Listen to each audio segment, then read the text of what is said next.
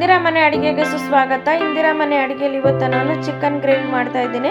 Chicken gravy ಮಾಡೋದಕ್ಕೆ ಮೊದಲಿಗೆ ನಾನೊಂದು ಬಾಣಲಿ ತಗೊಂಡಿದ್ದೀನಿ. ಬಾಣಲಿಗೆ 2 ಸ್ಪೂನ್ ಎಣ್ಣೆ ಹಾಕ್ಕೊಂಡಿದ್ದೀನಿ. 2 ಸ್ಪೂನ್ ಎಣ್ಣೆ ಹಾಕಿದ್ಮೇಲೆ ನಾನು ಇವಾಗ ಒಂದು ದೊಡ್ಡದು ಈರುಳ್ಳಿನ ದೊಡ್ಡದಾಗಿ ನಾನು ಮಿಕ್ಸಿಗೆ ಹಾಕೋ ಥರ ಕಟ್ ಮಾಡಿ ಹಾಕ್ಕೊಂಡಿದ್ದೀನಿ. ಆದಮೇಲೆ 1 ಗಡ್ಡೆ ಬೆಳ್ಳುಳ್ಳಿನ ಸುಲಿದು ಹಾಕ್ಕೊಂಡಿದ್ದೀನಿ. 1 ಇಂಚಿನ ಶುಂಠಿನ ಕ್ಲೀನ್ ಮಾಡಿ ಹಾಕ್ಕೊಂಡಿದ್ದೀನಿ. ಅದಾದಮೇಲೆ ಒಂದು 4 ಹಸಿಮೆಣಸಿನ್ಕಾಯಿನ ಮುರಿದು ಹಾಕ್ಕೊಂಡಿದ್ದೀವಿ. ನೀವು ಮುರಿದು ಹಾಕ್ಕೊಳ್ಳಿ, ಇಲ್ಲಾಂದರೆ ಸಿಡಿದು ಬಿಡುತ್ತೆ ಅದು. ಇವಾಗ ಸ್ವಲ್ಪ ಚೆನ್ನಾಗಿ ಫ್ರೈ ಮಾಡ್ಕೊಳ್ಳೋಣ. ಹಸಿ ವಾಸನೆ ಹೋಗೋ ತನಕ ನಾವು ಫ್ರೈ ಮಾಡ್ಕೊಳ್ಳೋಣ. ಇವಾಗ 1/4 ಸ್ಪೂನ್ ಚಕ್ಕೆ ಲವಂಗ ಪುಡಿ ಹಾಕ್ತಾಯಿದ್ದೀನಿ. ನಿಮ್ಗೆ ಅಳತೆ ಗೊತ್ತಿಲ್ಲ ಅಂದರೆ ನೋಡಿ, ನಾನು ಇಲ್ಲಿ ತೋರಿಸ್ತಿದ್ದೀನಿ. ಆ ಥರ ಹಾಕ್ಕೊಳ್ಳಿ. ಹಾಕ್ಕೊಂಡಾದ್ಮೇಲೆ ಸ್ವಲ್ಪ ಚೆನ್ನಾಗಿ ಹಾಕ್ಕೊಂಡಾದ್ಮೇಲೆ ನಾವು ಇವಾಗ 1/4 ಸ್ಪೂನ್ ಅರಿಶಿನ ಪುಡಿ ಹಾಕ್ಕೊಳ್ಳೋಣ. ಅರಿಶಿನ ಪುಡಿ ಹಾಕೊಂಡ್ಮೇಲೆ ಸ್ವಲ್ಪ ಚೆನ್ನಾಗಿ ತಿರುಗಿಸ್ಕೊಳ್ಳೋಣ. ಹಸಿ ವಾಸನೆಲ್ಲ ಹೋಗೋವರೆಗೂ ನಾವು ಸ್ವಲ್ಪ ಚೆನ್ನಾಗಿ ತಿರುಗಿಸ್ಕೊಳ್ಬೇಕಾಗುತ್ತೆ. ಆಮೇಲೆ ದೊಡ್ಡದೊಂದು ಟೊಮೆಟೊನ ಹಾಕ್ಕೊಳ್ತಾ ಇದ್ದೀನಿ. 4 ಭಾಗ ಮಾಡಿ ಹಾಕ್ಕೊಳ್ತಾ ಇದ್ದೀನಿ. ಅದಾದಮೇಲೆ ನಾನು 1 ಸ್ಪೂನ್ ಕಡಲೆಪುಟ್ಟು ಹಾಕ್ಕೊಳ್ತಾ ಇದ್ದೀನಿ. 1 ಸ್ಪೂನ್ ಗಸಗಸೆ ಹಾಕ್ಕೊಳ್ತಾ ಇದ್ದೀನಿ. ಗಸಗಸೆ ಹಾಕ್ಕೊಂಡ್ಮೇಲೆ ಸ್ವಲ್ಪ ಚೆನ್ನಾಗಿ ಫ್ರೈ ಮಾಡ್ಕೊಳ್ಳೋಣ. ನಾವು ಸ್ವಲ್ಪ ಚೆನ್ನಾಗಿ ತಿರುಗಿಸ್ಕೊಳ್ಳೋಣ. ಸ್ವಲ್ಪ ಹಸಿ ವಾಸನೆ ಹೋಗೋ ತನಕ ನಾವು ಚೆನ್ನಾಗಿ ಫ್ರೈ ಆಗಬೇಕಾಗುತ್ತೆ. ಟೊಮೆಟೊ ಎಲ್ಲ ಸ್ವಲ್ಪ ಮೆತ್ತಗಾಗೋ ತನಕನೂ. ಇವಾಗ ಅದಕ್ಕೆ ನಾನೊಂದು ಅರ್ಧ ಕಪ್ ತೆಂಗಿನಕಾಯಿ ತುರಿನ ಹಾಕ್ಕೊಳ್ತಾ ಇದ್ದೀನಿ. ತೆಂಗಿನಕಾಯಿ ತುರಿನ ಹಾಕ್ಕೊಂಡಾದ್ಮೇಲೆ ಸ್ವಲ್ಪ ಚೆನ್ನಾಗಿ ಫ್ರೈ ಮಾಡ್ಕೊಳ್ಳೋಣ. ತೆಂಗಿನಕಾಯಿ ಎಲ್ಲ ಸ್ವಲ್ಪ ಎಣ್ಣೆ ಬಿಡೋ ತನಕ ಫ್ರೈ ಮಾಡ್ಕೊಳ್ಳೋಣ. ಇವಾಗ ಒಂದು 4 ಸ್ಪೂನ್ ಧನಿಯಾ ಪುಡಿ ಹಾಕ್ತಾ ಇದ್ದೀನಿ. 1 ಸ್ಪೂನ್ ಖಾರದ ಪುಡಿ ಹಾಕ್ತಾ ಇದ್ದೀನಿ. 2 ಸ್ಪೂನು ಮಟನ್ ಮಸಾಲ ಪುಡಿ ಮನೆಯಲ್ಲೇ ಮಾಡಿರೋದನ್ನ ಹಾಕ್ತಾ ಇದ್ದೀನಿ. ಹಾಕಿ ಸ್ವಲ್ಪ ಸ್ಟವ್ ಆಫ್ ಮಾಡ್ಕೊಂಡ್ಬಿಟ್ಟು ಸ್ವಲ್ಪ ಚೆನ್ನಾಗಿ ತಿರುಗಿಸ್ಕೊಳ್ಳೋಣ. ಬಾಣಲಿ ಬಿಸಿನಲ್ಲೇ ಅದು ಫ್ರೈ ಆಗಿಬಿಡುತ್ತೆ.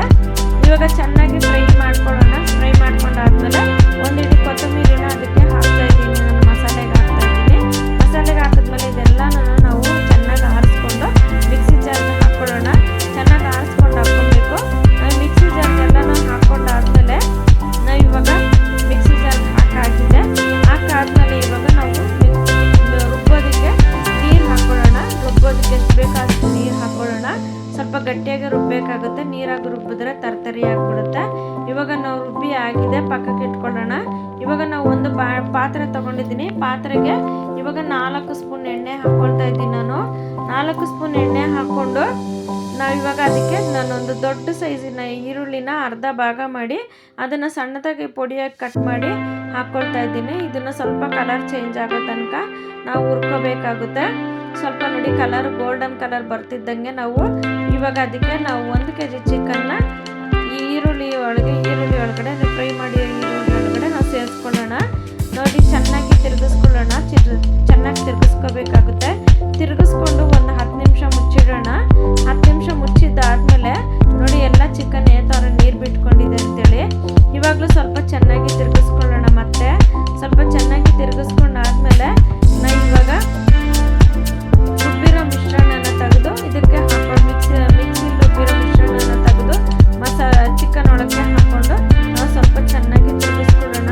ಸ್ವಲ್ಪ ಗಟ್ಟಿಯಾಗಿ ಇರಲಿ. ಮಿಕ್ಸಿ ಜಾರ್ನ ತೊಳೆದು ಸ್ವಲ್ಪ ನೀರನ್ನ ಮಾತ್ರ ಇದಕ್ಕೆ ನಾವು ಸೇರಿಸ್ಕೊತಾ ಇದ್ದೀವಿ. ಚಿಕನ್ ಗ್ರೇವಿ ಆಗಿರೋದ್ರಿಂದ ನಮಗೆ ಸ್ವಲ್ಪ ಗಟ್ಟಿಯಾಗಬೇಕಾಗುತ್ತೆ. ಸಾರಾಗಿದ್ರೆ ನೀರಾಗಿ ನಾವು ಪಾತ್ರೆ ತುಂಬ ಮಾಡ್ಕೋಬೋದಾಗಿತ್ತು. ಇವಾಗ ರುಚಿಗೆ ತಕ್ಕಷ್ಟು ಉಪ್ಪು ಹಾಕ್ಕೊಳ್ಳೋಣ. ಉಪ್ಪು ಹಾಕ್ಕೊಂಡು ಮತ್ತೆ ತಿರುಗಿಸ್ಕೊಳ್ತಾ ಇದ್ದೀನಿ. ನಾನು ನಿಧಾನಕ್ಕೆ ತಿರುಗಿಸ್ಕೊಳ್ಳೋಣ. ತಿರುಗಿಸ್ಕೊಂಡಾದ್ಮೇಲೆ ನಾವು ಇವಾಗ ಮತ್ತೆ ಮುಚ್ಚಳ ಮುಚ್ಚಿ ಒಂದು 10 ನಿಮಿಷ ಮುಚ್ಚಿಡೋಣ. 10 ನಿಮಿಷ ಮುಚ್ಚಿದಾದ್ಮೇಲೆ ಮತ್ತೆ ತೆಗೆದು ಮತ್ತೆ ತಿರುಗಿಸಿ ನೋಡೋಣ. ಮತ್ತೆ ಚೆನ್ನಾಗಿ ತಿರುಗಿಸ್ಕೊಂಡು ಮತ್ತೆ ಇನ್ನೊಂದು 10 ನಿಮಿಷ ಮುಚ್ಚಿ ಮತ್ತೆ ನಾವು ಬೇಯೋದಕ್ಕೆ ಬಿಡೋಣ.